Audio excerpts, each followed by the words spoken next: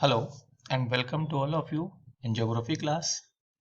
हम लोग चर्चा कर रहे थे अर्थ मूवमेंट अर्थात पृथ्वी की हलचलों पर, जिसके अंतर्गत हम लोगों ने जाना था कि धरातल पर ये जो परिवर्तन लाने वाली शक्तियां हैं ये दो रूपों में कार्य करती हैं, आंतरिक शक्तियां और बाह्य शक्तियां। और इन आंतरिक शक्तियों के अंतर्गत जो इसके विभिन्न रूप हैं, दीर्घकालीन और आकस्मिक। और दीर्घकालीन के अंतर्गत महाद्वीप निर्माणकारी, पर्वत निर्माणकारी। और महाद्वीप निर्माणकारी के अंदर दो प्रकार के जो मूवमेंट हमने देखे हैं, जिनके बारे में हमने जानकारी ली थी, upward movement and downward movement. Upward movement के दो पार्ट थे, उत्थान और उन्मज्जन, और डाउनवर्ड के दो पार्ट थे, अवतलन और निमज्जन। इसके साथ साथ ही हम लोग अब पर्वत निर्माणकारी शक्तियों पर अब चर्चा करते हैं। इसके अंतर्गत दो प्रकार की प्रक्रियाएं होती हैं। पहला होता है तनाव और दूसरी प्रक्रिया होती है संपीड़न। तनाव के कारण भ्रंश उत्पन्न होते हैं और संपीड़न के कारण वलन उत्पन्न होते हैं। तो आज हम अब चर्चा करते हैं इन पर्वत निर्माणकारी शक्ति पर। सबसे पहले तो हम ये जानें कि ये जो पर्वत निर्माणकारी शक्तियां हैं, इसके अंतर्गत यदि हम देखते हैं तो पृथ्वी के आंतरिक भाग से जो क्षैतिज रूप में पर्वतों के निर्माण में सहायक होते हैं, उस संचलन बल को ही पर्वतीय संचलन कहा जाता है, ओरोजेनेटिक फोर्सेस के रूप में जाना जाता है। ये जो बल होता है ये दो रूपों के अंतर्गत क्रियाशील होता है। यदि इसके कारण से अगर धरातलीय भाग विपरीत दिशा में जाते हैं तो उसे हम तनाव की स्थिति कहते हैं, और इसके कारण से दरार और भ्रंश ये पड़ते हैं। अर्थात जब धरातलीय भाग आंतरिक शक्तियों के कारण से विपरीत दिशा की ओर चले जाते हैं तो उसके कारण से उत्पन्न जो स्थिति होती है उसके अंतर्गत या तो हमें धरातलीय भागों में दरारें, फ्रैक्चर्स दिखाई देते हैं, या फिर वहां पर भ्रंश अर्थात फॉल्ट्स का निर्माण होता है। और यदि यही प्रक्रिया आमने सामने क्रियाशील होती है तो उस स्थिति को हम संपीड़न, कंप्रेशन की स्थिति कहते हैं। और इस प्रक्रिया में दो प्रकार की प्रक्रिया हमें दिखाई देती हैं, संवलन और वलन।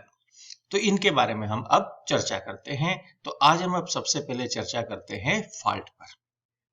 फॉल्ट्स को हम हिंदी में भ्रंश के रूप में जानते हैं, और इसका साधारण सा अर्थ यह है कि जो तनाव की जो तीव्रता होती है उसके कारण से जो चट्टानों में स्थानांतरण होता है, उस स्थानांतरण होने की प्रक्रिया को ही हम भ्रंश के नाम से जानते हैं। यहाँ पर हम एक डायग्राम के अंतर्गत ये देख रहे हैं कि ये जो भ्रंश है इसके ये विभिन्न भाग हमारे यहाँ पर दिखाई दिए हुए हैं। कि सबसे पहला तो आता है जिसको हम कहते हैं फॉल्ट प्लेन अर्थात भ्रंश तल, कि जिस तल के सहारे भ्रंश उत्पन्न होते हैं उसे हम भ्रंश तल अथवा विभंग तल के नाम से जानते हैं। वहीं फॉल्ट डिप, डिप का मतलब हो गया कि भ्रंश तथा क्षैतिज तल के बीच का जो कोण होता है उसे हम फॉल्ट डिप के नाम से जानते हैं। वहीं अप थ्रोन साइड, ये जो ऊर्ध्वपात खंड हमें यहाँ पर दिखाई दे रहा है, अर्थात जो भाग ऊंचा उठता है उसे हम ऊर्ध्वपात यानी कि अप थ्रोन साइड के रूप में जानते हैं, और जो भाग नीचे की ओर होता है उसे हम डाउन थ्रोन साइड के रूप में हम इसे जानते हैं। और इन दोनों के बीच में ये जो भाग हमें यहाँ पर दिखाई दे रहा है इसे हम हैंगिंग वॉल के नाम से जानते हैं। इसके साथ साथ तो जो भ्रंश के कारण से स्थलीय सतह पर जो हमें एक प्रकार का यहाँ पर ये जो कगार बना हुआ दिखाई दे रहा है, इसको हम फॉल्ट स्क्रैप के नाम से जानते हैं। तो ये जो फॉल्ट उत्पन्न होते हैं ये उसके विभिन्न पार्ट्स के बारे में हमने यहाँ पर जानकारी प्राप्त की है कि ये भ्रंश किस प्रकार के होते हैं। चूंकि हम जानते हैं कि ये जो तनाव की स्थिति है ये सभी जगह पर समान नहीं होती है, इसके कारण से विभिन्न प्रकार के भ्रंश उत्पन्न होते हैं। तो उन भ्रंशों को हम 6 प्रकारों के अंतर्गत बांटते हैं, जिसमें सबसे पहला आता है उसे हम कहते हैं सामान्य भ्रंश अर्थात नॉर्मल फॉल्ट। चट्टानों में जब दरारें पड़ जाने पर उसके जब दोनों खंड विपरीत दिशा में संचालित हो जाते हैं तो जो निर्मित भ्रंश होता है उसे हम क्या कहते हैं, सामान्य भ्रंश के नाम से जानते हैं। जैसा कि हम इस डायग्राम के अंतर्गत यहाँ पर देख पा रहे हैं कि ये दोनों चट्टानी भाग एक दूसरे से विपरीत दिशा में चले गए।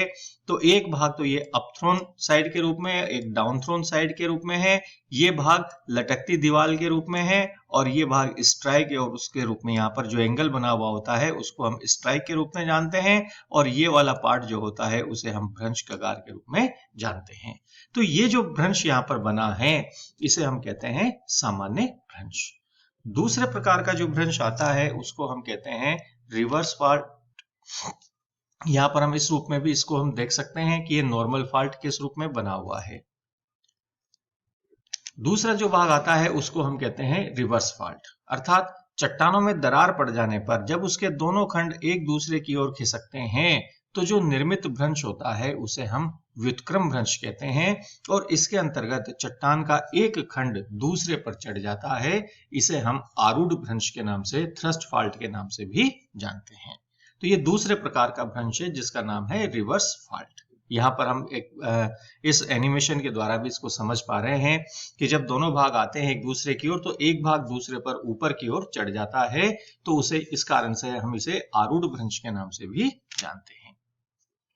तीसरा जो भ्रंश होता है उसको हम कहते हैं पार्श्वीय भ्रंश या नतीलम भ्रंश या विदारण भ्रंश अर्थात जहां पर भ्रंश तल के सहारे क्षैतिज गति के कारण से भूखंड न तो ये ऊपर नीचे की ओर जा रहे हैं, न ये एक दूसरे से दूर हट रहे हैं, न एक दूसरे के पास आ रहे हैं, बल्कि में ये एक दूसरे के अगल बगल खिसक जाते हैं।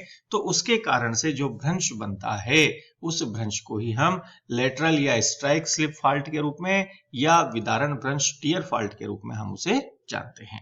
तो यहाँ पर इस डायग्राम के अंतर्गत भी हमारे सामने ये चीज स्पष्ट हो रही है कि जब धरातलीय भाग एक दूसरे के अगल बगल खिसक जाते हैं तो उसके कारण से जो भ्रंश उत्पन्न होता है उसे हम विदारण भ्रंश या टियर फॉल्ट के रूप में जानते हैं।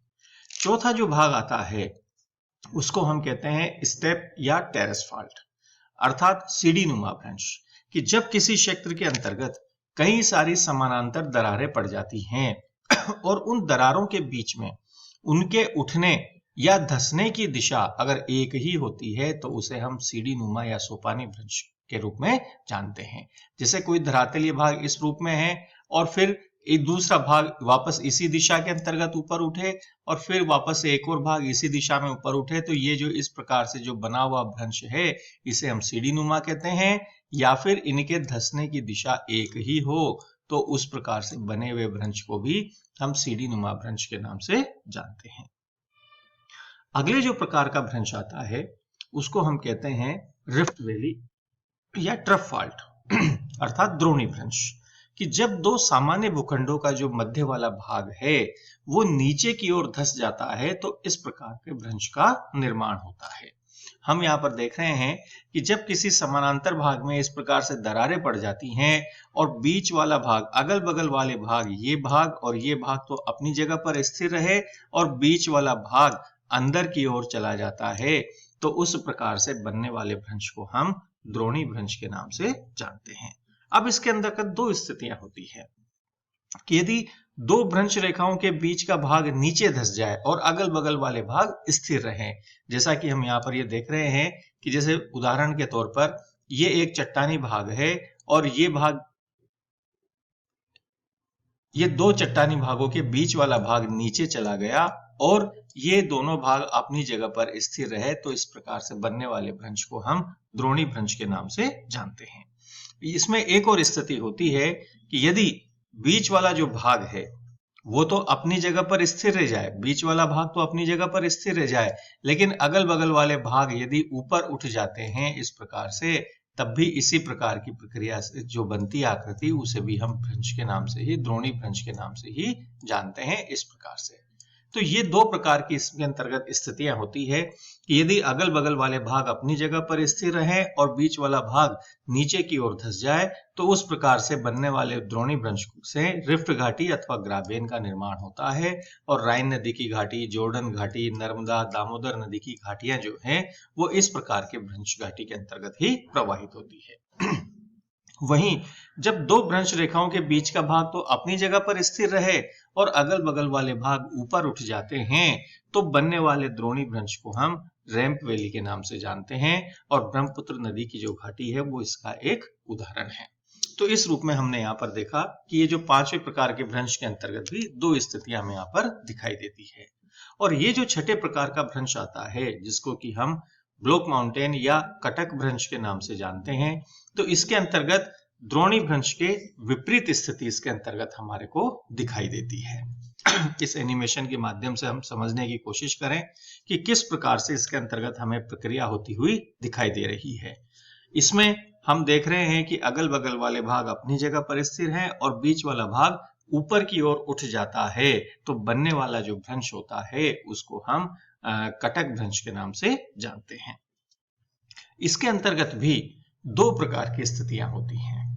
सबसे पहली स्थिति तो ये कि जब दो भ्रंशों के बीच का भाग तो स्थिर रहे, यानी कि अगर हम बात कहें कि दो भ्रंश जो हैं उनके बीच का भाग तो जो है वो अपनी जगह पर स्थिर रहे।